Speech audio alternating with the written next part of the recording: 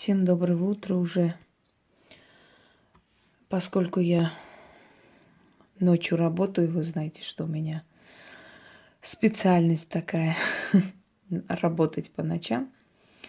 Но в любом случае, поскольку у меня часто спрашивают, хотя я о камнях уже снимала, собственно говоря, ролики показывала, но попросили еще раз освежить эту тему и немного поговорить о камнях, зачем их носить, что они меняют. Вы знаете, камни на самом деле влияют и на наше моральное состояние, камни влияют и на здоровье, камни влияют, как ни странно, на кожу. Есть люди, на которых камни трескаются.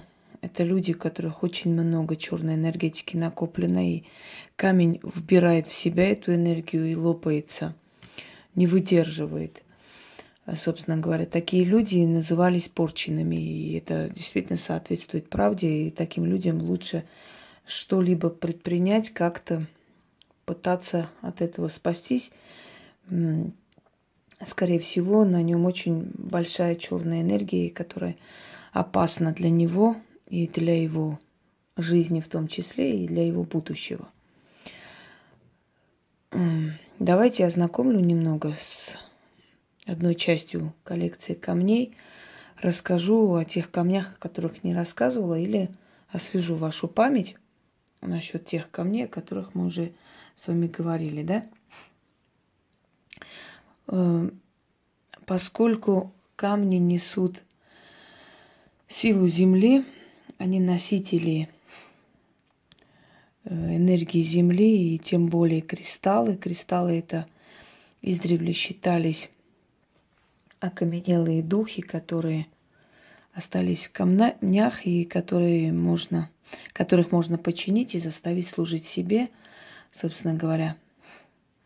Поэтому кристаллы, они особенные, имеют особое место в колдовстве, ведовстве.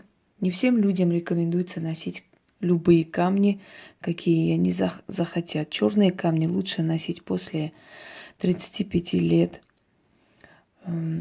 Топаз или аквамарин, они носятся обычно, то есть соответствует энергии вашей уже в таком уже зрелом возрасте, не только в зрелом возрасте, но и когда у вас зрелое душевное состояние, вы когда доросли до них, понимаете, они непростые камни и поддаются и помогают не любому человеку. Например, если раньше 30 лет начинать носить кристаллы голубого цвета, топаз, аквамарин, очень может быть, что у вас начнется высыпание на коже, что у вас начнется бессонница, потому что оно очень сильно влияет на ауру, на человеческую энергетику, вот это энергетическое поле. Кристаллы начинают помогать, начинают слушаться, кристаллы начинают приносить пользу, когда начинаете носить их после 35, 30 хотя бы лет.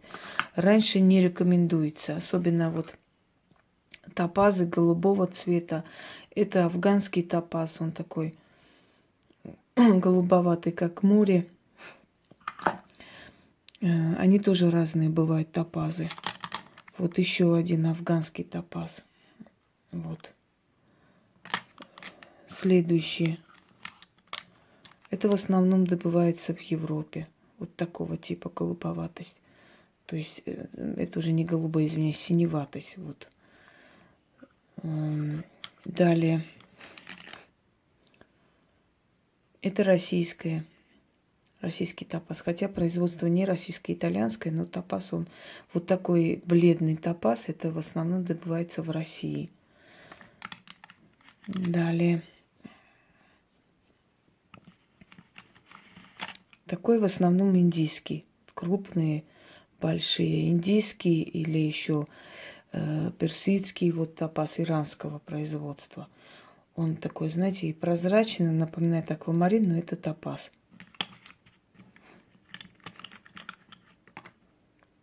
Топаз морской, или сердце морское, или сердце океана. Вот. Это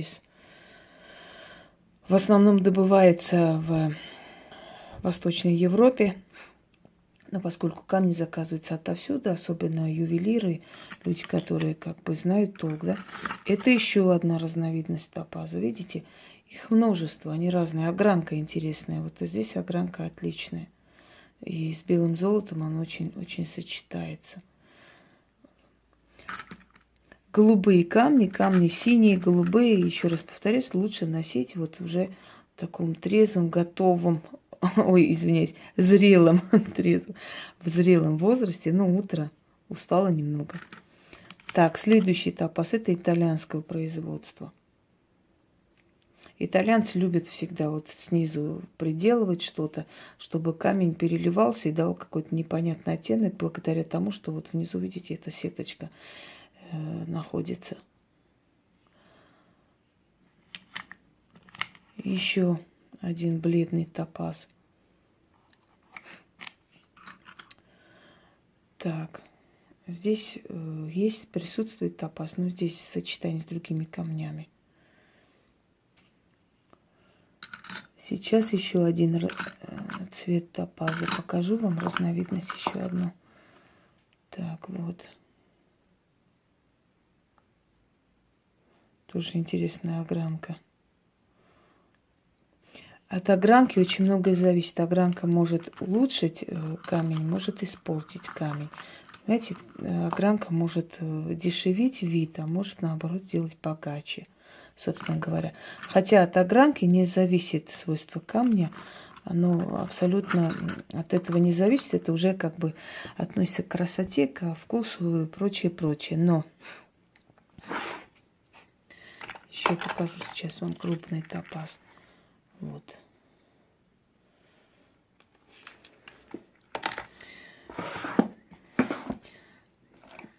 Так, здесь присутствует топаз, аквамарин, цитрин. Это тоже особая огранка камней. Вообще такая огранка обычно итальянская, израильская, вот такого типа огранка, она переливается очень по-мастерски, то есть очень богатый вид придает украшению. Я еще раз говорю, огранка может испортить. Здесь, в принципе, производство такое же, практически это Израиль. Вот здесь выпало, видите? Но огранка немножко другого типа. Топаз очищает кровь, регулирует давление, улучшает состояние. Это мне из Стамбула отправлено. Тоже топаз.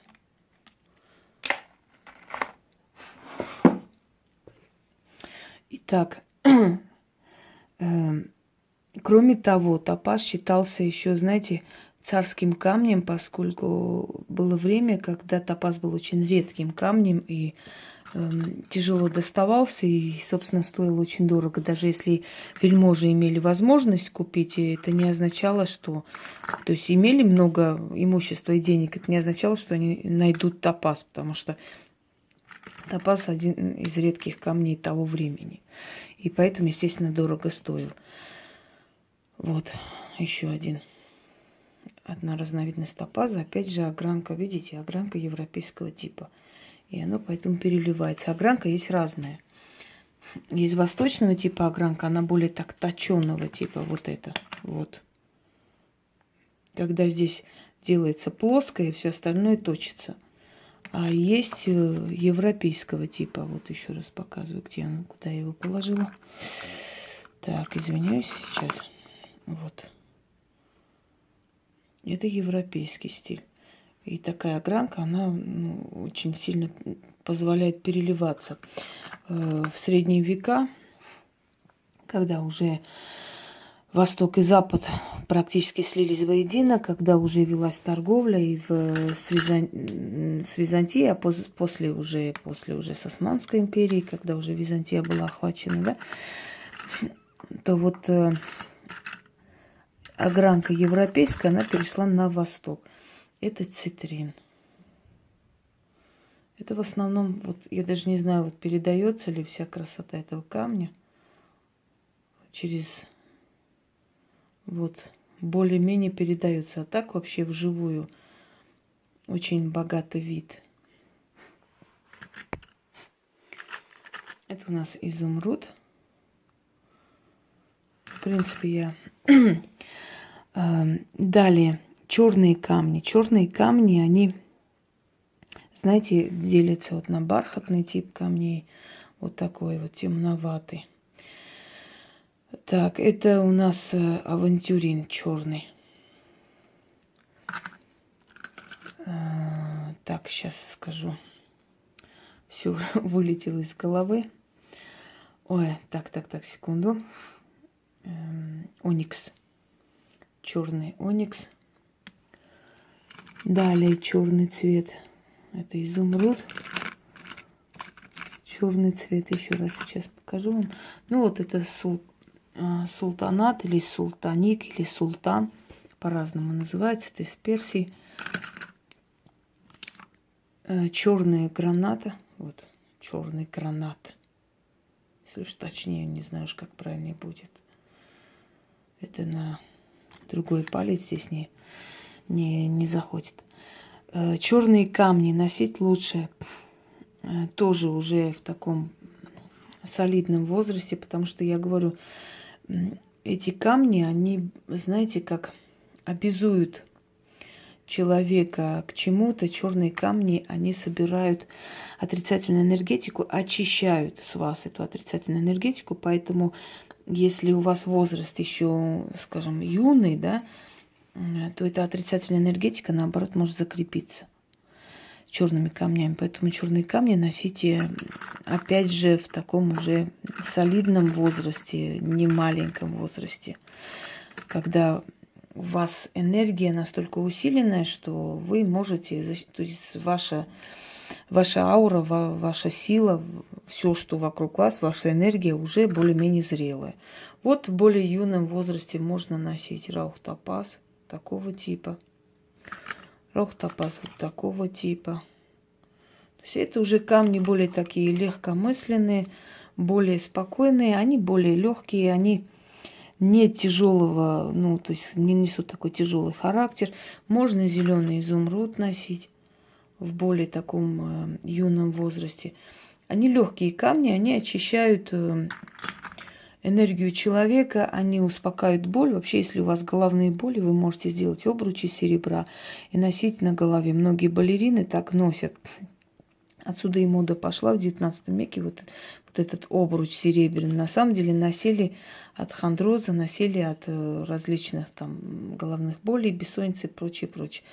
Очень хорошо успокаивает. Даже обычный алюминий можно носить, и оно успокаивает ободок, но лучше серебро. В более таком, пока в юном, скажем, молодом возрасте, белые камни очень рекомендуются. Белые камни притягивают, очищают вообще и организм, очищают и энергетику, и притягивают удачу, некую удачу, потому что, знаете, во-первых, они как заманивают, привлекают, особенно огранка белых камней, если она интересно сделана, такой